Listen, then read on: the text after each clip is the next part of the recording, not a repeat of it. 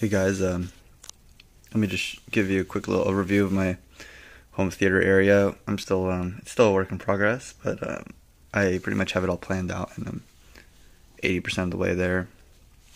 This is my home theater PC. I'll show that in a second. My sub, obviously, my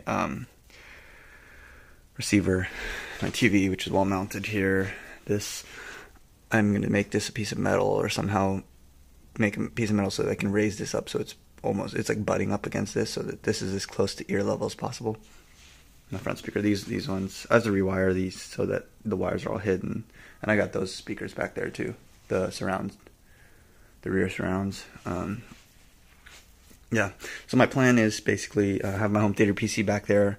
Obviously, I'm going to put a sheet that goes all the way through, all the way down, that just kind of to make it so you just kind of see the TV and the speakers hanging. You won't see anything else. I'm going to have an RF remote that I'm looking into buying. I still don't have a remote for this, so I'll show it with a keyboard for now. And yeah, that's pretty much it. I think I've showed this too. I have a power conditioner. All this other crap is my roommate's. Like, I don't use a Wii. I don't know what any of this stuff is. That external hard drive, I don't use external hard drives, and I don't know what any of that stuff is. There's an Xbox, one of my roommates, but they're all getting kicked out once I get married anyway. So anyway, here's my home theater PC. Let me show the specs. I pretty much just built this in the last week. The case I got for free after rebate online. It is a completely silent system, and I'm not kidding about that. There's so many people build these systems and they still have like a PSU fan or something. This is I forgot what the brand is, but it's an ST30SF. It's an SFX sized power supply, and the nice thing about it is it has a fan, but it's semi-fanless, which means as long as it's under 200 watts or something, the fan doesn't turn on, and this whole system probably only takes 10 watts. So it's an extremely low power system, so this fan doesn't turn on. So essentially that fan is just there in case of emergencies. And why I like this thing as well, I'm going to buy more of these, is because you don't have to deal with the power thing. You just can use a regular 3-pin power connector there, and it works. This motherboard is based on the J1800 chipset, the new Celerons. The reason I like this one is they have other ones that are mini ITX, which I'm going to use for my another build I'm going to do. But this one is micro ATX, which means, and they also have the full-size DIMMs, so I could use leftover DIMMs I had, so that saved money. These are 2 gig sticks. Completely fanless once again. Yeah, I said the case I got for free. It has a 16 gig SSD in there. It's an SLC SSD actually, so the only problem with this one doesn't support trim, I don't think, so I might eventually try to replace that. But it is super fast, because it's SLC. I bought this for about $22 on eBay. And then this I found on the ground at work, actually. I haven't even tested it. It's a TV tuner card. I found it on the ground, just walking around at work, moving my car, and I was like, what the heck? Why would someone just throw this out there? So it was just on the sidewalk. So I bet you it won't work, but I'm going to hook up an antenna at one point and test if it works. So that would have been a nice little find. So this system's completely silent. Unless there's buzz. I haven't noticed any buzz though. But let me just... Oh yeah, and this is the other thing. I bought this a few years ago, but CEC. So this can send CEC commands to change the volume, shut off, change the signal, and it can also receive them. So if I use my TV remote, I can change stuff on XBMC.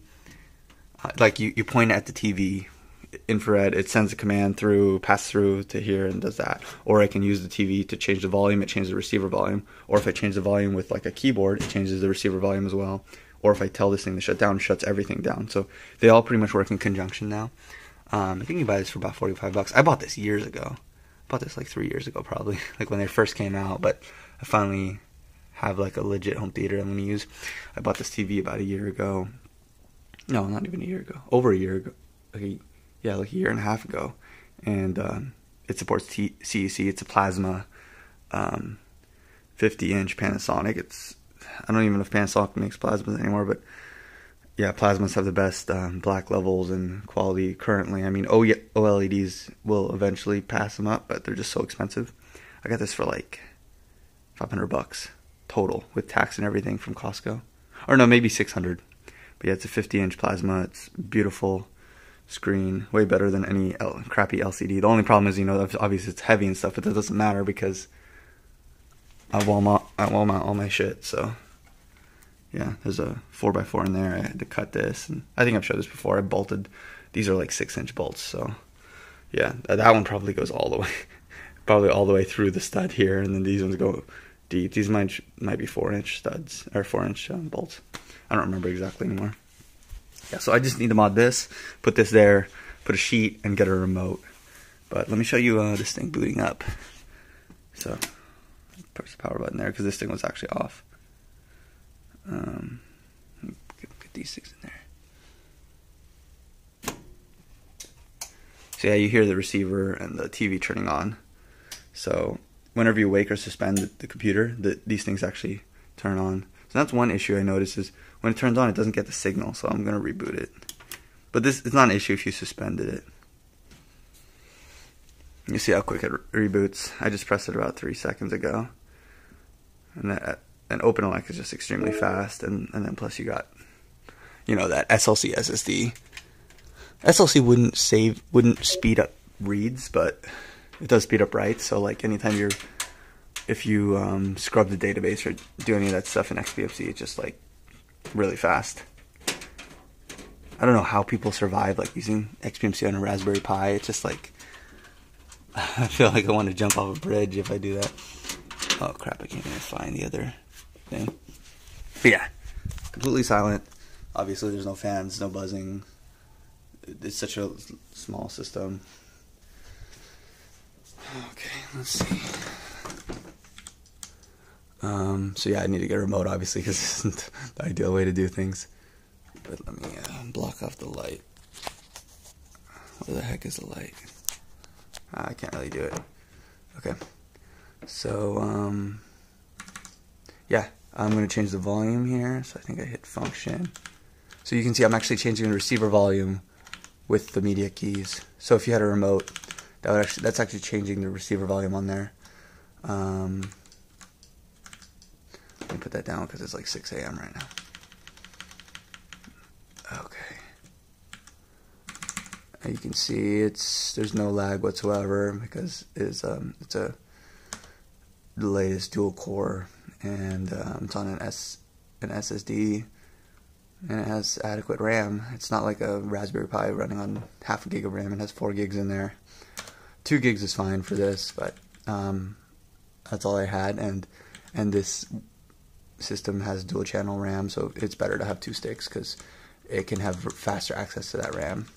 So I'll stick with the two gig sticks for now, unless I can find 2 1 gig sticks, because OpenELEC honestly won't use more than 2 gigs because it's not going to cache anything. This is all over the network.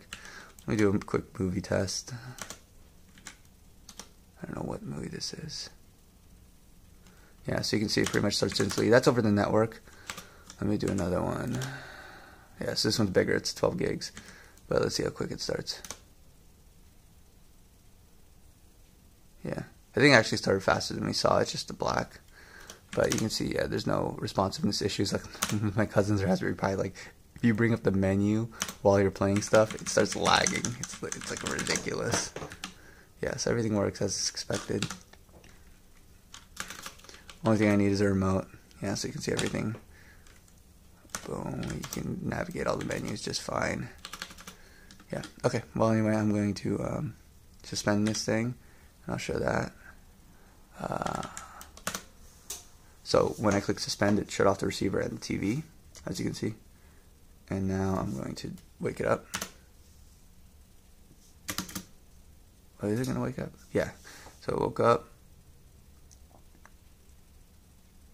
Didn't wake up. Yeah. So you can see when I woke it up woke up the receiver and the TV as well. So there you go. Everything controlled just from one remote or a keyboard. I'm going to get a remote, obviously. I saw one for like 15 bucks that I'm interested in on RF, so I don't have to point this thing. But anyway, yeah, that's my system. It's about 80% complete. I just need the remote, and I need to wire the speakers correctly, fix that little piece of wood there, make it a piece of metal, and get like a curtain to block everything so you just see the TV and speakers. Alright, well, I hope you enjoyed this video. I'll see you guys later.